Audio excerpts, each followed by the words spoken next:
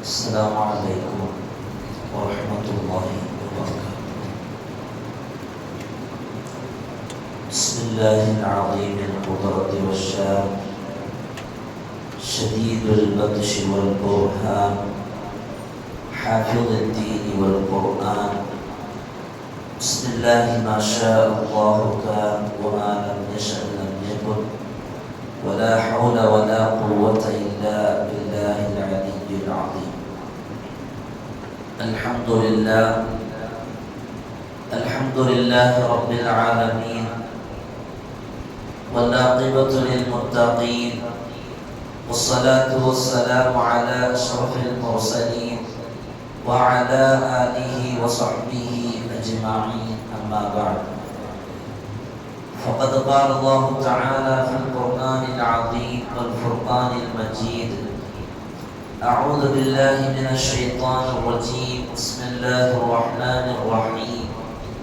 وإذ يرفع إبراهيم القواعد من البيت وإسماعيل ربنا تقبل منا إنك أنت السميع العليم. صدق الله العلي العظيم.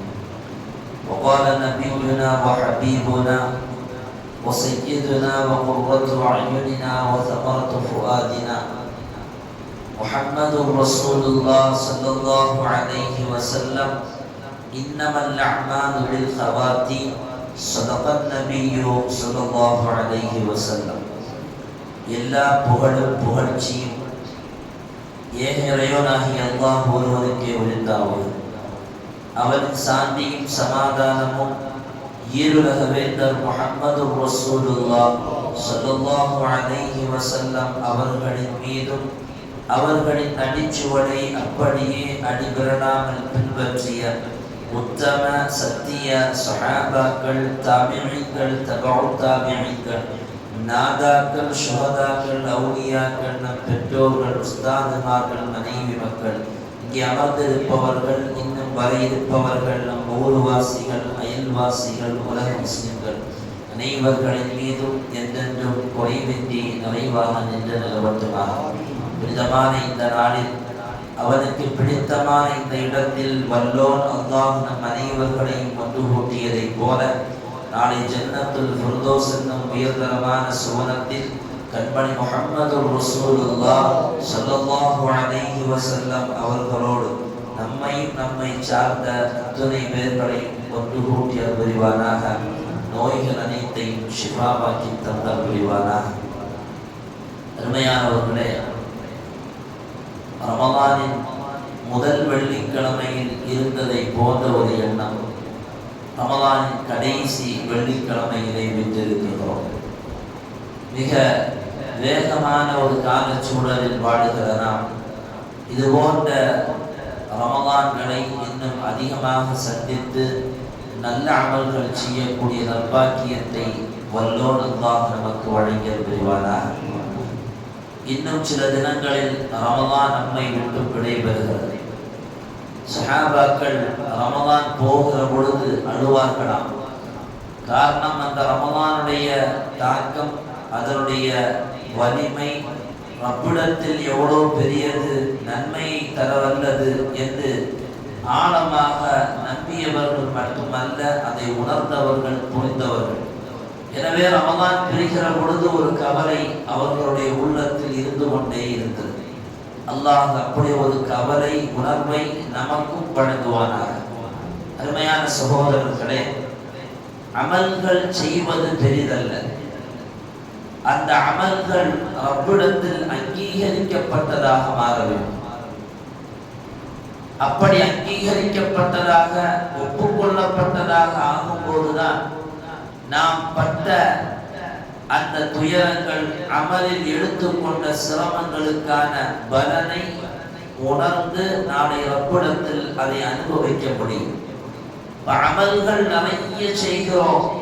ரமலான் வரும்போது சதகாக்கள் கொடுக்கிறோம்,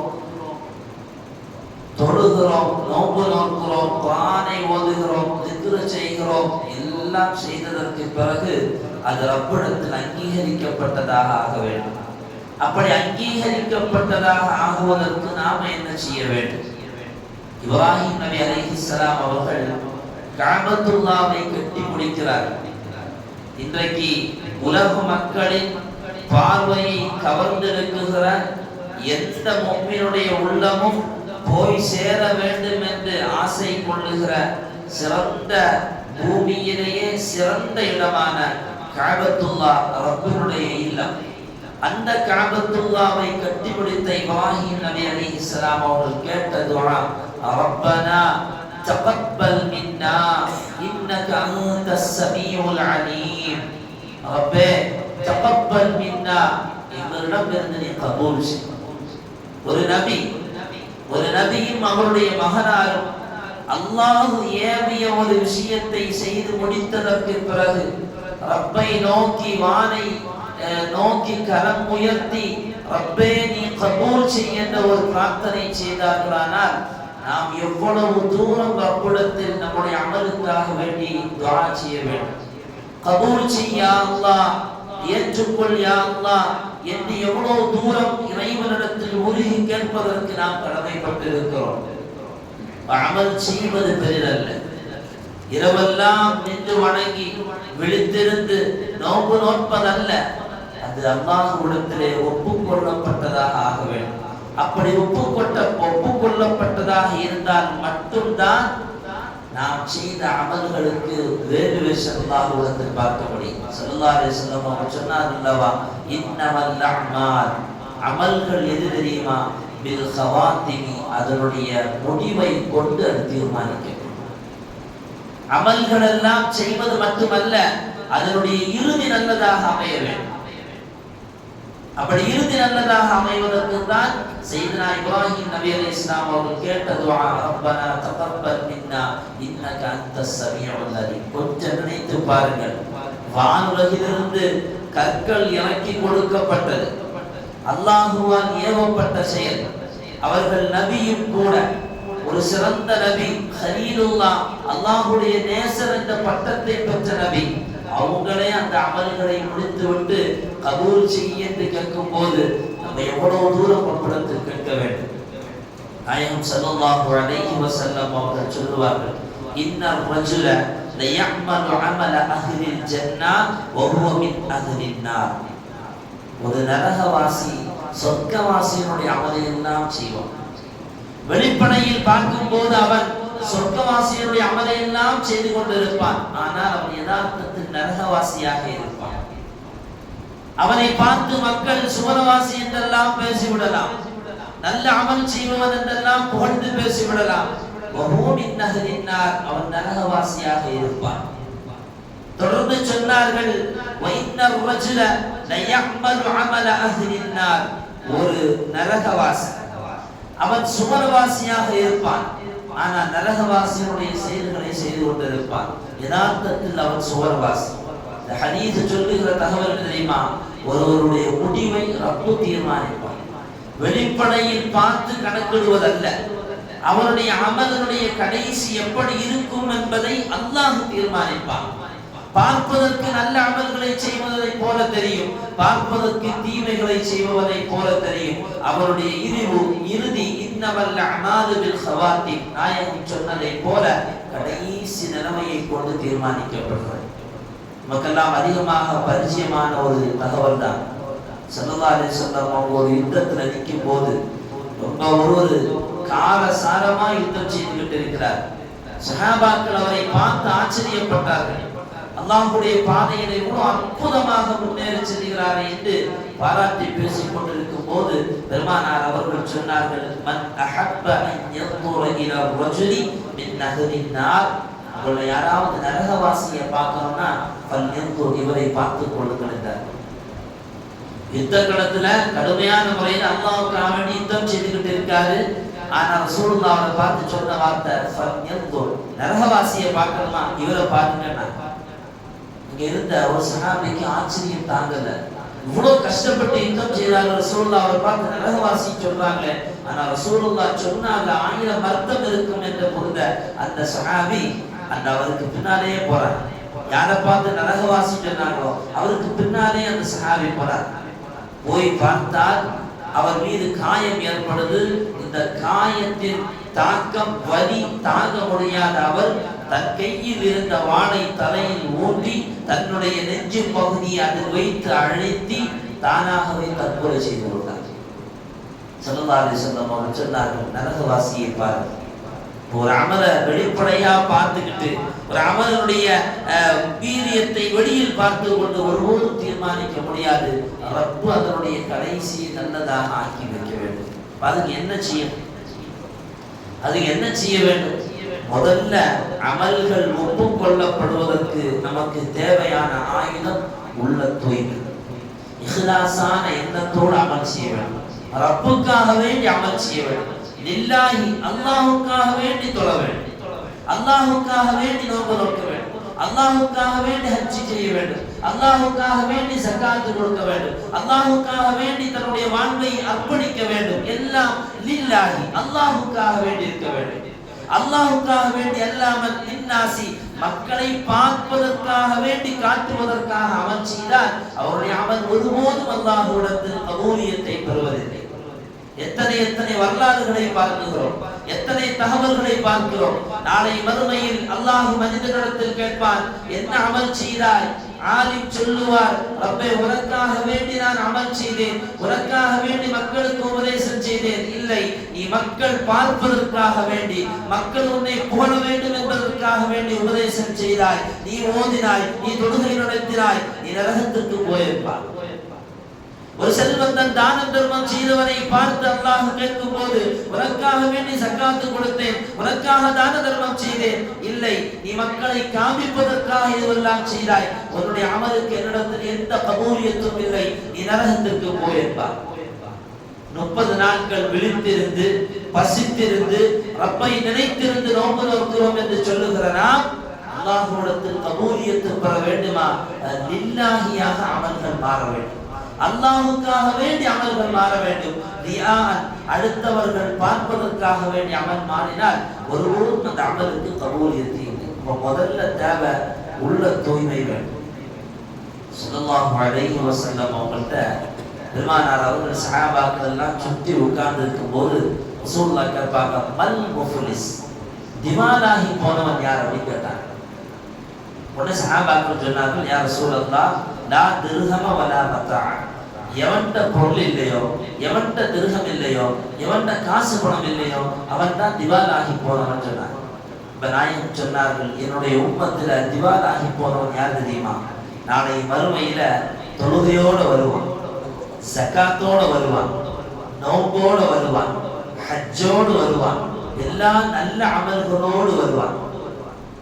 ஆனால் அடுத்தவனை திட்டியவனாக இருப்பான், அடுத்தவனை நோவித்தவனாக இருப்பான், அடுத்தவனுடைய பொருட்களை அபகரித்தவனாக இருப்பான், அடுத்தவனுடைய இரத்தத்தை ஓட்டியவனாக இருப்பான். இவன் என்ன அமல் செய்யட்டும், நாளை மறுமையில் அவனுடைய அமல்கள் அவனுக்கு கை கொடுப்பதில்லை. அவன் நாளை மறுமையில் திவாலாகி போனவனாக நிற்பான். கொஞ்சம் நினைச்சு பார்த்தா தெரியும். கஷ்டப்பட்டு காலையில எந்திரித்து பேங்குக்கு போறோம். பேங்க்ல போய் நம்முடைய பணம் 1,00,000 ரூபாய் பணம் இருக்கு, அதை எடுக்கிறதுக்காக வேண்டி நினைத்து போறோம். அங்க போய் பார்த்தா ஓனர் சொல்றாரு, பேங்க் மேனேஜர் சொல்றாரு, நீ கொடுத்த 1,00,000 ரூபாய் அது ஏதோ ஒரு கேஷ்ல ஃபைன் அடிச்சு அவன் எடுத்துட்டாங்க. நம்ம அங்க போய் நிக்கிறோம், தேவைக்கு போய் நிக்கிறோம், இறுதி கட்டம். அந்த 1,00,000 ரூபாய் கையில வந்தா துன்யாவுடைய மிக முக்கியமான ஒரு தேவை நமக்கு பூர்த்தி செய்யப்படும். அந்த 1,00,000 ரூபாய் இருக்குன்னு நம்பி போறோம். அங்க போய் நின்னதுக்கு பின்னால மேனேஜர் சொல்றாரு, 1,00,000 ரூபாய் இங்க இல்ல, அது ஏதோ ஒரு வகையில ஃபைன் போட்டு கம்பெனி எடுத்துட்டு சொன்னா எவ்வளவு பெரிய கை சேதமா இருக்கு. துன்யால திரும்ப வந்து அடுத்த 1,00,000 ரூபாய் சம்பாதிச்சிடலாம். ஆனா நாளை மறுமையில ரப்புட்ட போய் நிற்கும் போது முஃப்லிஸ் திவாலாகி போறவன், அடுத்தவர்களை நோவித்தவன், அடுத்தவர்களுடைய சொத்துக்களை சூறையாடியவன், அடுத்தவர்களுடைய இரத்தத்தை ஓட்டியவன், அடுத்தவர்கள் மீது அவதூறு சொல்லியவன். இவனுக்கு அல்லாஹ் கொடுத்தது எந்த மதிப்பும் இல்லை, அவன் திவாலாகி போறவன். மட்டுமல்ல, ரசூலுல்லாஹ் சொன்னாங்க, யாரை நீ அழித்தாயோ, யாரை நீ நோவித்தாயோ, யாருடைய சொத்துக்களை அபகரித்தாயோ, யாருடைய இரத்தத்தை ஓட்டினாயோ, நாளை மறுமையில் அவனும் வருவான், நீயும் நிற்பாய். உன்னுடைய அமல்கள் எல்லாம் அவனுக்கு எடுத்து கொடுக்கப்படும். எல்லா அமலும் அங்கு எடுத்து கொடுக்கப்படும். கடைசியில உன்னுடைய அமல்ல இருந்து எதுவுமே அவருக்கு கொடுக்க முடியாமல் எதுவுமே இல்லாம நீ காலியா நிற்கும் போது அவருடைய பாவங்களை எல்லாம் எடுத்து உன் தலையில் வைக்கப்படும். இவன் தான் திவான் ஆனவன் என்றார்கள் முஹம்மது ரசூலுல்லாஹ் ஸல்லல்லாஹு அலைஹி வஸல்லம். அருமையானவர்களே, அப்ப செய்கிற அமல் அல்லாஹ்விடத்தில் கபூலியத்து பெற வேண்டுமானால் முதலில் கேட்க வேண்டியது, ரப்பே என்னுடைய துஆவை நீ ஏற்றுக்கொள், என்னுடைய அமலை ஏற்றுக்கொள். இரண்டாவதாக நமக்கு உள்ள தூய்மை வேண்டும். இந்த உள்ள தூய்மை இருக்குமே ஆனால் நம்முடைய அமல்கள் அல்லாஹ்விடத்தில் கபூலியத்தை பெறும். மூன்றாவதாக இருக்க வேண்டியது என்ன தெரியுமா?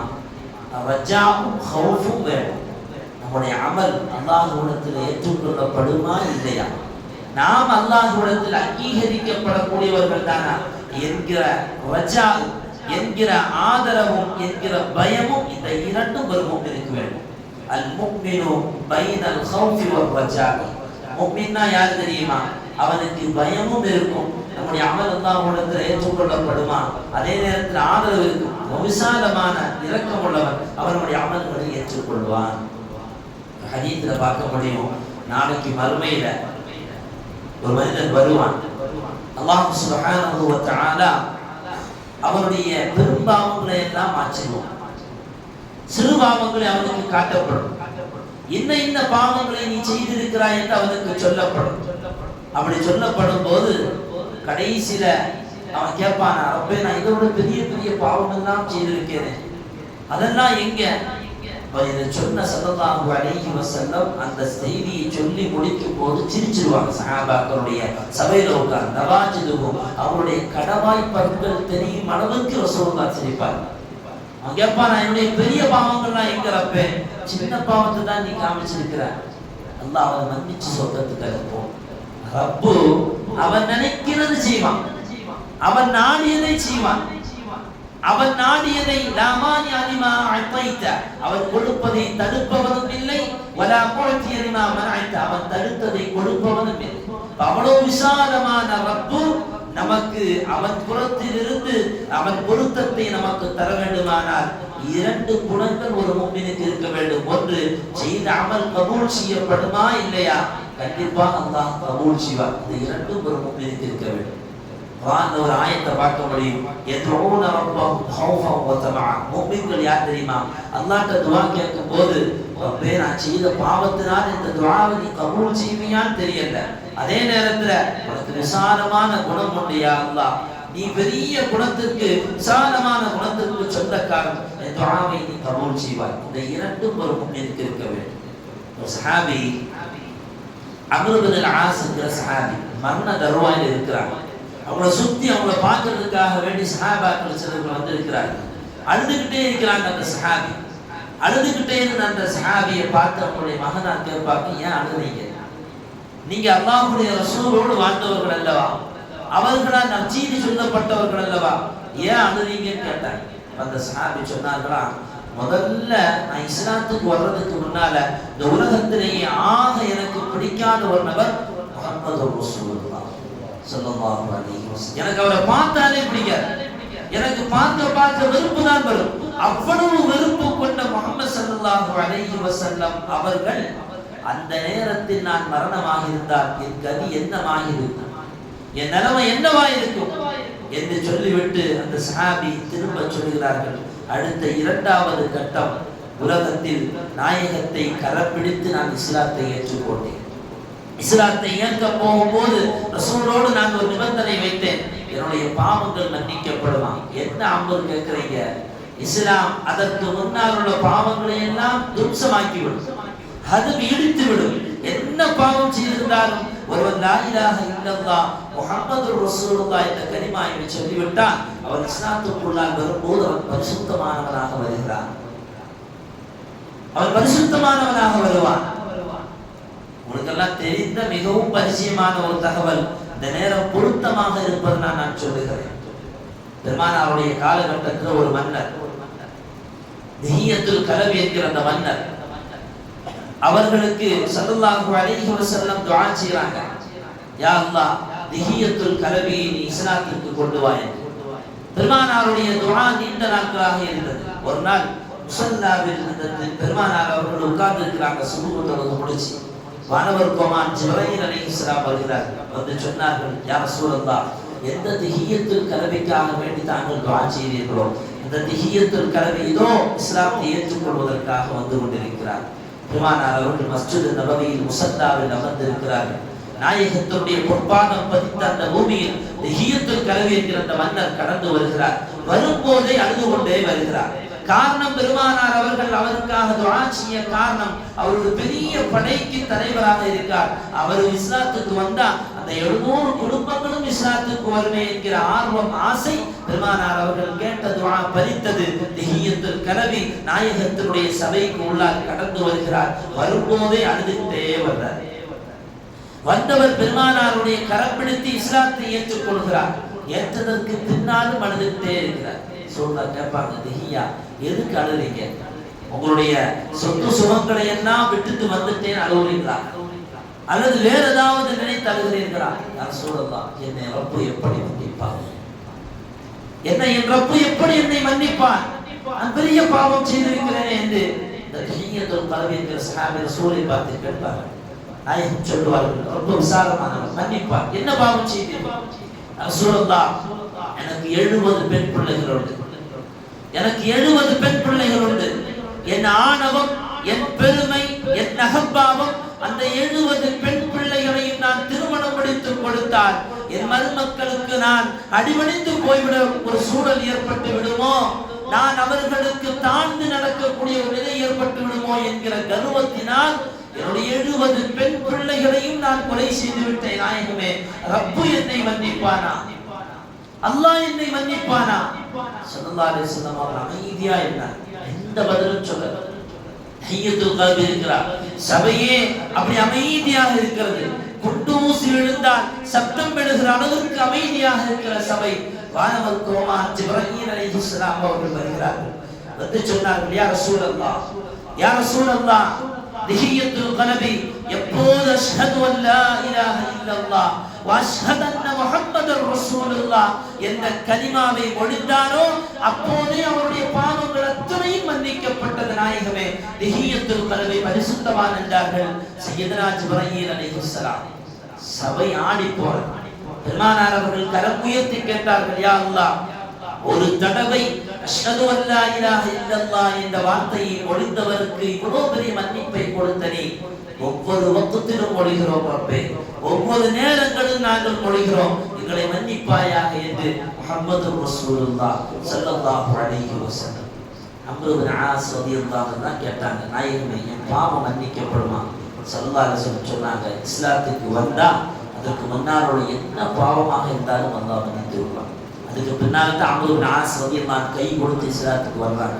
சொல்லுகிறார்கள், எந்த முஹம்மது எனக்கு வெறுப்பாக இருந்தார்களோ அதற்கு பிறகு நான் இஸ்லாத்தை ஏற்றதற்கு பின்னால் பெருமானார் அவர்களை என் கண் கொண்டு நான் பார்க்க முடியவில்லை. காரணம், என் கண் நிறைந்து நின்றார்கள். என் கண் நிறைந்து நின்றார்கள். பார்ப்பதற்கு 1000 கண்கள் வேண்டும். அவ்வளவு தூரம் எனக்கு விருப்பமானவர்களாக துன்யாவில் கண்மணி நாயகம் மாறினார்கள்.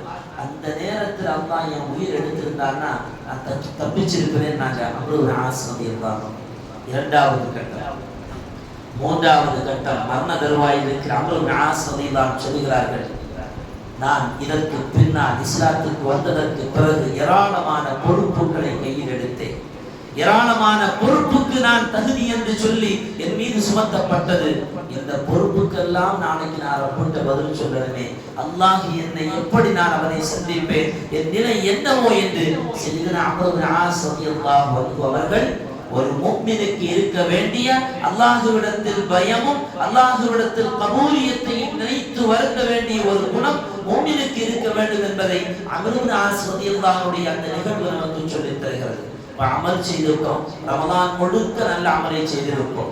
சில பேர் ரமலான்ல பள்ளிவாசல் வந்து தூங்கி அமல் செய்திருப்பாங்க. தூங்குனா நன்மை கிடைக்குமே வந்து பள்ளிவாசல் தூங்கி இருப்பாங்க. அது ஒரு அமல் தான். கருதுகிறேன் என்று சொல்லி பள்ளிவாசல் ஒரு ஓரமா சும்மா உட்கார்ந்தே நன்மை, தூங்குனாலே நன்மை. சில பேர்கள் குர்ஆனை ஓதிக்கிட்டே இருந்திருப்பாங்க. சில பேர்கள் திக்ர்கள் செய்துகிட்டே இருப்பார்கள். சில பேர்கள் தொழுதுகிட்டே இருப்பாங்க. சில பேர்கள் ரப்பே நீ காரியங்களை எல்லாம் நீ சாதிச்சுதா என்று கேட்டுட்டே இருப்பாங்க. இதுவெல்லாம் அல்லாஹ்விடத்தில் கபூலியத்தை பெற வேண்டுமானால் இந்த ரெண்டு குணம் நமக்கு இருக்க வேண்டும். ஒன்று, நாம் செய்த அமல்கள் அல்லாஹ்விடத்தில் கபூலியத்தை பெறுமோ இல்லையோ என்கிற ஏக்கமும், அதே நேரத்தில் அவன் விசாலமான குணத்திற்கு சொந்தக்காரன், அவன் கபூல் செய்வான் என்கிற அந்த எண்ணமும் ஒரு முஃமினுக்கு இருக்க வேண்டும். இந்த ரமதானில் அப்படி ஒரு குணம் நமக்கு வர வேண்டும். இந்த ரமதானுக்கு பின்னால் ரமதானை எப்படி நாம் சந்தித்தோமோ, நல்ல அமல்களை கொண்டு அலங்கரித்தோமோ, நல்ல விஷயங்களை செய்ததை வரவேற்றோமோ, இதே போல ரமதானுக்கு பின்னாலும் இருக்க வேண்டும். பள்ளிகள் தராவீஹ் நேரங்களில் ஃபுல் சஃப்பு, பள்ளிவாசல் உள் பள்ளி ஃபுல்லா நிறைஞ்சு நிற்கிற மாதிரி சுபுஹ் தொழுகைக்கு நம்ம பள்ளியில் ஆட்கள் வருவாங்க. இதே பள்ளியை சுற்றி தான் நம்ம இருக்கோம். இரவு நேரங்கள்ல பகல்ல எங்க வேணாலும் போறான், இரவு நேரத்துல நான் அங்க போறேன் இங்க போறேன், சுபுல நான் அங்க இருக்கிறேன்னா சொல்ல முடியாது. இதே வீட்டுல தான் தூங்கிட்டு இருக்கோம். பள்ளிவாசலுடைய ஒரு மதம் தாண்டி வீட்டில் இருப்போம். பள்ளிவாசல்ல பாங்கு சத்தம் கேட்குது, தொழுகை சத்தம் கேட்குது, இஸ்திக்பாருடைய சத்தம் கேட்குது. இதெல்லாம் கேட்டு கூட பள்ளிவாசலுக்கு வருவதற்கான எண்ணம் வரலன்னா நம்மை ரப்பு எவ்வளவோ தூரமாக்கி வச்சிருக்கிறாங்கிற சிந்தனை நமக்கு வேணும். நம்ம இன்னும் ரப்போடு க்ளோஸ் ஆகல, நெருக்கமாக இல்ல, முஃமினாக இருக்கிறோமா இல்லையா என்கிற சந்தேகம் நமக்கு வர வேண்டும். அப்துல்லாஹ் இப்னு உமர் இப்னு அப்துல் அஸீஸ் ரலியல்லாஹு அன்ஹு சொல்கிறார்கள், ரமதானுடைய கடைசி வந்தா நீ ரெண்டு விஷயம் செய்யணும். ஒன்னு, ஃபித்ர் ஸகாத் கொடுக்க வேண்டும். அது உன்னுடைய நோம்பில் ஏற்பட்ட குறைகளை தீர்க்கும். ரெண்டு, இஸ்திக்ஃபாரை கொண்டு உன்னுடைய நாவை அதிகமாக நீ நனைய செய்ய வேண்டும். காரணம், அது நோம்பில் ஏற்பட்ட அமலில் ஏற்பட்ட குறைகளை எல்லாம் நிவர்த்தி செய்யும். அப்ப இந்த ரமதானில் நாம் செய்த அமல்கள் அல்லாஹ்விடத்தில் கபூலியத்தை பெற வேண்டும். அதற்கு இரண்டு விஷயங்கள். ஒன்று, நம்முடைய எண்ணம் அல்லாஹ் கபூல் செய்வானா இல்லையா, அல்லாஹ் கபூல் செய்வான் என்கிற இந்த இரண்டு குணங்கள். இரண்டாவது ரெண்டு விஷயங்கள், இஸ்திக்ஃபாரை கொண்டு அலங்கரிக்க வேண்டும். அடுத்து அந்த இரண்டாவது விஷயத்தில் இரண்டாவது தகவல், மறக்காமல் ஃபித்ர் ஸகாத்தை கொடுக்க வேண்டும். ஃபித்ர் ஸகாத் மிக முக்கியமான ஒன்று. சுருக்கமாக ஒரே ஒரு தகவலை மட்டும் சொல்லி நான் இன்ஷா அல்லாஹ் நிறைவு கூறுவேன். தயவு செய்து உங்களுடைய ஃபித்ர் ஸகாத்தை யாரிடத்திலையும் கொடுக்காதீங்க, எந்த இயக்கத்திலையும் கொடுக்காதீங்க, எந்த நபரிடத்திலையும் கொடுத்து அடுத்தவர்களிடத்தில் கொடுக்காதீர்கள். ஃபித்ர் ஸகாத்தை பொறுத்தவரையிலையும் அவரவர் நிறைவேற்ற வேண்டும். 2.5 கிலோ என்று சொன்னாலும் 3 கிலோ கொடுத்தால் பேணுதலாக இருக்கும். இன்னைக்கு இருக்கக்கூடிய அரிசியினுடைய தரங்கள் மாறுபட்டு இருப்பதனால் ஒரு அரிசி இன்னொரு அரிசியை விடவும் கொஞ்சம் கனத்தில் குறைவாகவும் கூடியதுமாக இருப்பதனால் பேணுதலுக்காக வேண்டி 2 கிலோ 800 கிராம் அல்லது 3 கிலோவாக பரிபூர்ணப்படுத்தி ஸகாத்தை கொடுக்க வேண்டும். கண்டிப்பாக கொடுக்க வேண்டும். யாரு கொடுக்க வேண்டும்? ஒரு குடும்பத்தினுடைய தலைவன். அந்த தலைவனுக்கு கீழால் யாரெல்லாம் செலவில் இருக்கிறாரோ அந்த தலைவன் தன் செலவில் இருக்கக்கூடிய அத்தனை பேர்களுக்கும் கொடுக்க வேண்டும். பிறந்த குழந்தையாக இருந்தால் அவருக்கும் கொடுக்க வேண்டும். மக்ரிபுக்கு முன்னால பிறந்த குழந்தையா இருக்கு, மக்ரிபுக்கு பின்னால் பிறந்ததா இருக்கக்கூடாது. பிறந்த குழந்தைகளுக்கும் கொடுக்க வேண்டும். அப்ப ஸகாத் நம் மீது கடமை. அந்த ஃபித்ர் ஸகாத்தை இன்ஷா அல்லாஹ் தேவைப்படுபவர்கள் சட்டங்களை கேட்டு தெரிந்து கொள்ள வேண்டும். இன்ஷா அல்லாஹ் ஃபித்ர் ஸகாத்தை கொடுப்பதற்கு தயாராகுவோம். அல்லாஹ் சுப்ஹானஹு வ தஆலா நாம் செய்த எல்லா நல்ல அமல்களையும் கபூல் செய்வானாக. அதில் ஏற்பட்டு இருக்கக்கூடிய எல்லா குறைகளையும் அல்லாஹ் மன்னித்து கபூல் செய்து பரிபூர்ணமான கூடிய உண்மையிலும் மறுமையிலும் தந்தல் புரிவானாக. வ ஆகிரு தஅவானா அல்ஹம்துலில்லாஹி ரப்பில் ஆலமீன். அஸ்ஸலாமு அலைக்கும்.